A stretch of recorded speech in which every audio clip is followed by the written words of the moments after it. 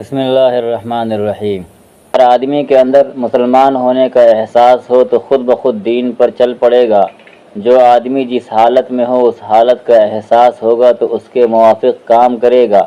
ایک فوجی کو یہ احساس ہو کہ میں ملک کا سپاہی ہوں تو وہ ملک کی حفاظت کا کام کرے گا۔ اسی طرح مسلمان ہونے کا احساس ہوگا تو ایک مسلمان کی ذمہ داری کیا ہے وہ سمجھے گا۔ سمجھدار آدمی کی زندگی سادہ اور عزائم بلند ہوتے ہیں۔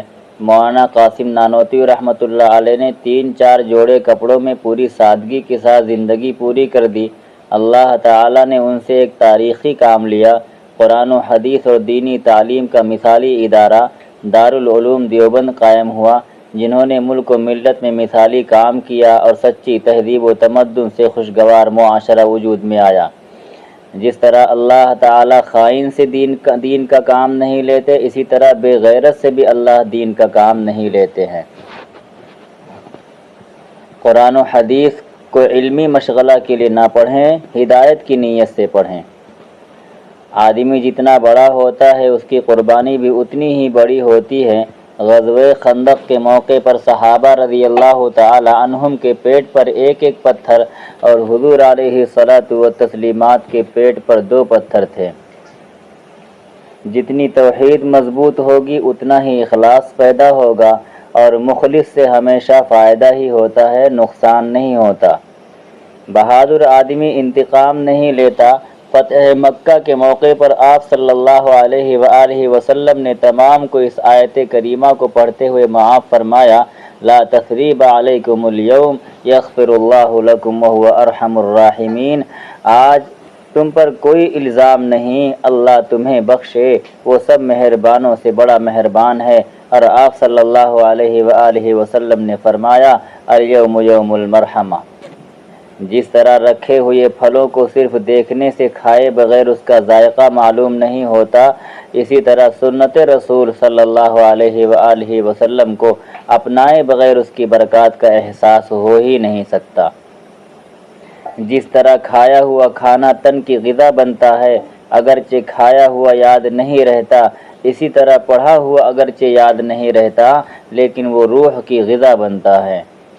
جہاں نشیب یعنی ڈھلان ہوتا ہے وہاں پانی جاتا ہے، اسی طرح جہاں طلب ہوگی وہاں علم جائے گا۔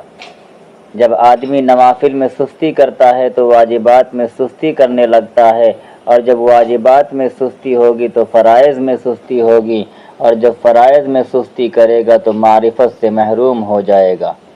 جہاں شاعروں کی عقل کی پرواز ختم ہو جاتی ہے وہاں سے صحابہ رضی اللہ عنہم اجمعین کے دینی کمالات کا الف شروع ہوتا ہے۔ جب آدمی دشمن کو اخلاق سے زیر کرتا ہے تو دشمن کبھی بھی کھڑا نہیں ہو سکتا۔ بے اصولی سے جوتا بھی پہنو گے تو تکلیف ہوگی، اسی طرح زندگی میں بے اصولی ہوگی تو تکلیف آئے گی۔ سچی کڑھن خاموش داعی ہے، سب سے زیادہ کڑھن آپ صلی اللہ علیہ وآلہ وسلم میں تھی۔ قولہ تعالی فلعلک باخع نفسک علی آثارہم ان لم یؤمنوا بہذا الحدیث اسفا، سو کہیں گھونٹ ڈالے گا اپنی جان کو ان کے پیچھے اگر وہ نہ مانیں گی اس بات پر پچھتا کر۔ داعی کے لیے ملت کی ہمدردی ضروری ہے۔ حضرت مولانا الیاس صاحب رحمۃ اللہ علیہ کے بارے میں آتا ہے کہ ابھی کام شروع نہیں کیا تھا کہ تہجد کے وقت اٹھ کر قوم کے لیے دعا کر کے روتے تھے۔ داعی کے لیے سب سے بڑی چیز ملت کی ہمدردی ہے۔ مدارس کا مقصد یہ ہے کہ صاحب استعداد علماء پیدا ہوں، نہ کہ صاحب معلومات۔ استعداد اور معلومات میں فرق ہے، معلومات حوض کا پانی اور استعداد بور کا پانی ہے۔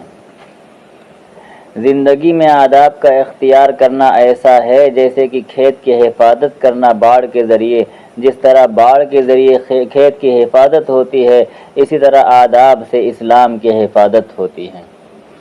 اعمال کی قیمت کا مدار ایمان کی مضبوطی پر ہے، جتنا ایمان مضبوط ہوگا اتنے ہی سجدے قیمتی ہوں گے۔